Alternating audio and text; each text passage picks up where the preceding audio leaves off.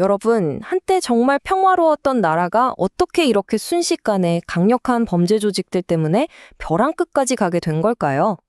오늘 에콰도르를 완전히 뒤흔들고 있는 이 위기의 한복판으로 같이 한번 들어가 보시죠. 모든 건 바로 이때 시작됐습니다. 2024년 1월 7일, 에콰도르에서 가장 악명 높은 갱단이죠. 로스초네로스의 두목 피토가 감옥에서 사라진 겁니다. 그러자 바로 다음 날, 노보아 대통령이 60일간의 국가 비상상태를 선포했는데 이게 갱단 입장에서는 우리한테 전쟁을 선포한 거냐? 이렇게 받아들인 거죠. 그래서 바로 다음 날 정말 믿기 힘든 일이 벌어집니다. 갱단이 생방송 중인 TV 방송국에 총을 들고 난입한 거예요. 말 그대로 국가를 상대로 전면전을 선포한 거죠. 불과 4일, 딱 72시간 만에 나라 전체가 그야말로 아수라장이 됐습니다. 네, 그래서 이 사태를 제대로 이해하려면 좀 더 깊이 들어가 봐야 합니다. 먼저 이 폭력 사태, 즉 폭발의 실체를 보고요. 그 다음엔 도대체 왜 이런 일이 벌어졌는지 그 화약고의 뿌리를 파헤쳐 보겠습니다. 그리고 갱단들의 돈줄, 그 연료는 어디서 오는지, 또 국제사회는 어떻게 대응하고 있는지, 마지막으로 에콰도르가 서 있는 이 기로에서 미래는 어떻게 될지 이 순서대로 하나씩 짚어보겠습니다. 자, 그럼 첫 번째 순서, 폭발입니다. 순식간에 에콰도르를 집어삼킨 이 혼돈이 과연 어느 정도였는지 한번 보시죠. 이게 바로 노보아 대통령의 선언이었습니다. 국내 무력 충돌을 선포한다. 우리는 2만 명이 넘는 테러리스트와 싸우고 있다. 이건 그냥 치안 문제가 아니라 자국 영토 안에서 벌어지는 전쟁이라고 공식화한 정말 엄청난 선언이었죠. 그러니까 로스초네로스나 로스로보스 같은 갱단들이요. 그냥 단순 시위가 아니라 아예 국가를 상대로 전쟁을 벌인 겁니다. 방송국을 점거하고 교도소에서 폭동을 일으키고 인질극을 벌이고 심지어는 이 사건을 수사하던 검사를 대낮에 길거리에서 암살해버렸어요. 이건 뭐 사법 시스템 전체를 그냥 조롱한 거나 마찬가지죠. 정부도 가만히 있진 않았습니다. 정말 전례 없는 수준으로 대응했어요. 군대가 아예 거리를 장악했고 이 과정에서 체포된 용의자만 3만 명이 넘습니다. 3만 명이요. 이건 사실상 국가가 자국민의 일부와 전쟁을 벌이는 그런 모습이었던 거죠. 근데 이 모든 피해는 결국 고스란히 시민들에게 돌아갔습니다.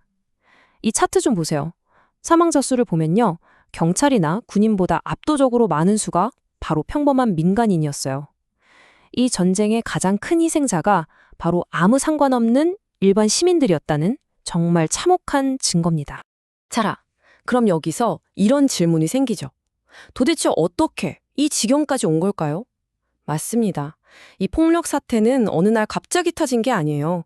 이미 몇 년 전부터 이 거대한 화약고에 불이 붙을 준비가 착착 되고 있었습니다. 이 그래프가 정말 모든 걸 보여줍니다. 보세요. 2017년에 10만 명당 5명이던 살인율이 2023년에는 46명. 불과 6년 만에 9배 가까이 폭증한 겁니다. 한때 남미의 평화로운 안식처라고 불렸던 나라가 어떻게 이 지역에서 가장 위험한 곳 중 하나가 되어버렸을까요? 그 배경에는 몇 가지 복합적인 이유가 있습니다. 우선 과거 정부가 허리띠를 졸라매면서 치안 예산, 특히 교도소 보안 예산을 엄청나게 깎았어요. 여기에 청년 3명 중 1명이 일도 공부도 못하는 심각한 실업 문제가 있었고요. 결정적으로 세계 최대 코카인 생산국인 콜롬비아와 페루 사이에 끼어 있다는 이 지리적 위치. 이 모든 게 합쳐지면서 갱단들이 자라나기에 그야말로 최적의 토양이 만들어진 겁니다. 네, 이렇게 판이 깔렸다고 해도 결국 이 모든 걸 움직이는 건 바로 돈입니다. 이 갱단들이 도대체 어디서 그 어마어마한 돈을 벌어서 국가와 전쟁을 치를 수 있는 걸까요? 그 돈의 출처, 바로 연료를 추적해 보겠습니다. 그렇죠. 2만 명이 넘는 이 거대한 범죄 조직을 움직이려면 결국 돈의 흐름을 알아야 그들의 힘을 제대로 이해할 수 있습니다. 다들 코카인 밀매를 먼저 떠올리실 텐데 맞습니다. 그게 중요한 돈줄이죠. 하지만 그게 전부가 아니에요. 이야기의 나머지 절반, 어쩌면 더 중요한 숨겨진 자금줄이 바로 불법 금 채굴입니다. 왜냐하면 금은 마약보다 추적하기도 훨씬 어렵고 합법적인 수출품으로 세탁하기도 훨씬 쉽거든요. 그래서 갱단들에게 금은 코카인만큼이나 아니 어쩌면 그 이상으로 중요한 수입원이 된 겁니다. 그리고 여기에 또 하나의 새로운 전선이 열렸습니다. 바로 암호화폐입니다. 인용문에서 보듯이 현금이나 금도 여전히 중요하지만 이제는 암호화폐가 갱단에게 아주 유용한 도구가 되고 있다는 거죠. 에콰도르의 이 암호화폐 관련 법이 좀 애매한 회색지대에 있거든요. 그러니까 갱단들이 이 허점을 이용해서 기존 은행 시스템을 완전히 우회해서 아주 빠르고 또 비밀스럽게 돈을 옮기고 세탁할 수 있게 된 겁니다. 바로 이 지점입니다. 한 보안 전문 기관이 이런 말을 했죠. 안보는 거리에서 시작되는 게 아니라 스프레드 시트에서 시작된다. 무슨 말이겠어요? 거리에서 총 들고 싸우는 것만으로는 이 전쟁에서 절대 이길 수 없다는 겁니다. 갱단들의 돈줄, 바로 이 금융 생명선을 끊어내는 것이 장기적으로 훨씬 더 중요하다는 통찰이죠.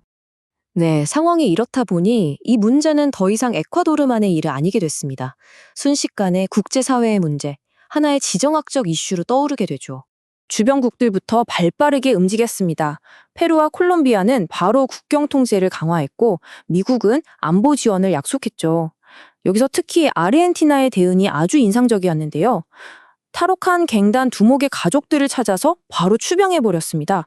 이제 범죄자들에게 안전한 곳은 없다는 아주 강력하고 상징적인 메시지를 던진 거죠. 미국은 여기서 한 발 더 나아갑니다. 그냥 도와주는 수준을 넘어서 로스 초네로스와 로스 로보스를 아예 테러 조직으로 지정해버렸어요. 이렇게 되면 훨씬 더 강력한 제재를 가할 수 있게 되거든요.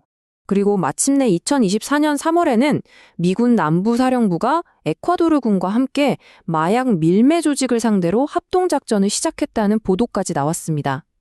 이건 이제 단순한 훈련이나 자문 수준을 넘어서 미군이 이 전쟁에 직접적으로 개입하기 시작했다는 걸 보여주는 아주 중대한 변화라고 할 수 있습니다.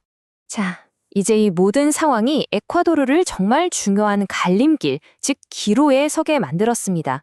과연 앞으로 어떻게 될까요? 에콰도르 내부에서도 목소리가 갈리고 있습니다. 한쪽에서는 정부의 이런 강경 대응을 지지하지만 다른 한쪽에서는 우려의 목소리가 높죠. 예를 들어 원주민 연합 같은 곳에서는 정부가 이 위기를 핑계로 인기 없는 법안들을 막 통과시키려는 거 아니냐고 경고하고 있고요. 카톨릭 주교회의 같은 종교계에서는 아무리 그래도 법의 테두리 안에서 인권을 보호하면서 해야 한다고 강조하고 있습니다. 물론 노보아 정부도 계획이 있습니다. 이른바 피닉스 계획이라고 해서 보안이 아주 삼엄한 새 감옥을 짓고 군경을 더 강화하겠다는 건데요. 하지만 이게 근본적인 해결책이 될 수 있을까요? 결국 수년간의 긴축 정책이 만들어낸 가난, 그리고 일자리가 없는 청년 문제 같은 뿌리 깊은 사회 경제적 문제를 해결하지 못하면 제2, 제3의 갱단은 언제든 또 나타날 수밖에 없겠죠. 그래서 결국 에콰도르는 이 질문 앞에 서게 된 겁니다. 과연 민주주의를 지키면서 이 지긋지긋한 폭력의 고리를 끊고 평화를 되찾을 수 있을 것인가? 아니면 이 전쟁 같은 상태가 그냥 새로운 일상이 되어버릴 것인가? 이것이야말로 이 나라가 마주한 진짜 딜레마입니다. 단순히 군사력만으로는 이 전쟁에서 결코 이길 수 없다는 건 분명해 보입니다. 사회와 경제를 다시 살릴 통합적인 계획 없이는 설령 오늘 이긴다고 해도 그건 내일 닥쳐올 더 큰 비극의 시작일 뿐일지도 모릅니다. 과연 에콰도르는 어떤 길을 선택하게 될까요? 전 세계가 지금 그들의 선택을 지켜보고 있습니다.